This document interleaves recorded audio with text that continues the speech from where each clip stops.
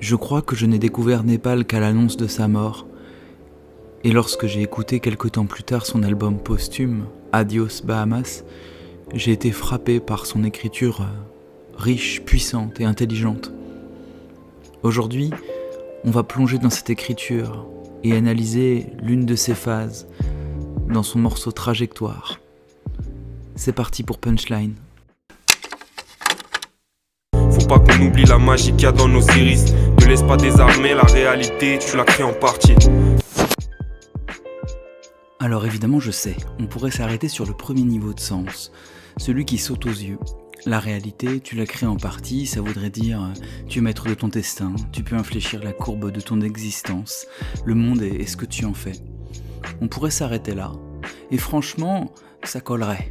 C'est un leitmotiv assez classique dans le rap, cette idée selon laquelle on pourrait forger la réalité pour la rendre conforme à notre volonté, à nos désirs. Ce qui se dégagerait, c'est ce qu'en philosophie on appelle une éthique. Le mot éthique est magnifique, vraiment. Étymologiquement, ethos qui donne éthique, c'est milieu de vie. Milieu de vie. Ok. Népal nous dirait, d'accord, le monde est terrible, la ville est sinistre, mais en toi, dans ton regard, tu as le moyen de le voir autrement, de regarder les choses d'une autre manière. Ça me fait penser à la fameuse phrase de Descartes, il faut se changer soi plutôt que l'ordre du monde. Une phrase qui résume bien la morale stoïcienne d'ailleurs. En gros, tu peux rien faire. Le monde est plus fort que toi, mais malgré tout, tu ne désarmes pas, comme dit Népal. Parce que, en agissant sur ta volonté, sur ta perception des choses, tu crées en partie la réalité. Et donc, elle ne s'impose plus complètement à toi. Ça serait donc bien un projet éthique, comme on dit, c'est-à-dire un questionnement sur la manière d'être, la manière d'agir pour se rendre meilleur dans un monde qui ne l'est pas forcément. Ok. Bon. Tout ça fonctionne très bien. Et même c'est raccord, en fait, avec l'une des lignes de force du rap de Népal. Un rap qui est tendu entre le désespoir d'un monde qui nous dévore, et en même temps, une volonté farouche de vivre, une sorte d'optimisme un peu désespéré, plein de questions sans réponse. Pour comprendre ça, il suffit d'écouter le refrain de Trajectoire. C'est quoi la vie si je peux pas aimer mes gens? C'est quoi la vie si je peux pas élever mes sens? Mais, quand même, on va interpréter un peu plus loin. On va même peut-être un peu surinterpréter. Il y a quand même des raisons de penser que Népal n'a pas choisi cette phrase par hasard. Et peut-être même qu'il avait de la philosophie à l'esprit. Ça j'y pense parce qu'il cite une phrase célèbre de Sartre, « L'enfer c'est les autres », dans un autre son de l'album dont il faudrait parler aussi, qui s'appelle Sundance.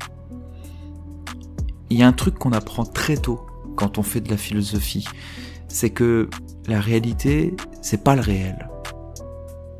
C'est une erreur qu'on fait dans le langage courant, une erreur qui fait perdre de vue quelque chose de vraiment important pourtant. En gros, et pour le dire vite, parce que c'est compliqué, le réel c'est les choses telles qu'elles sont, purement et simplement, ce qu'elles sont essentiellement en quelque sorte, en elles-mêmes. Et la réalité, c'est autre chose. C'est le réel, oui, mais passer au filtre de notre perception, au filtre de nos pensées, au filtre de notre manière d'appréhender le monde, de le voir, de l'envisager, de l'imaginer. Kant en parle dans un livre très célèbre de ça, La critique de la raison pure. Bon, bien sûr, je ne peux pas résumer sa théorie en 2 minutes et je vais même pas me lancer là-dedans. Mais je peux quand même en dire 2 mots parce que c'est pas forcément sans intérêt ici, pour comprendre. Kant distingue 2 choses, le noumen et le phénomène. Cette distinction est très importante. Le noumen, c'est le réel. C'est les choses comme elles sont purement, sans être passées par les filtres de nos perceptions, de nos interprétations, de nos pensées même. Et ce que dit Kant, c'est qu'on n'y a jamais accès. C'est impossible. C'est pas si difficile à comprendre ça. En fait, c'est même logique. Je veux dire, vous, moi, on a accès au monde parce qu'on le perçoit, parce qu'on y pense. Et forcément, notre perception, notre pensée, ce sont des filtres. Alors, Kant dit qu'on a accès qu'au phénomène, c'est-à-dire à la réalité. Et tout l'enjeu de sa philosophie d'ailleurs, ça sera ça. Comprendre comment cette réalité s'édifie, se construit, comment on peut la comprendre et l'analyser. Bref. C'est drôle parce que ça fait quand même un peu songer à la phrase de Népal.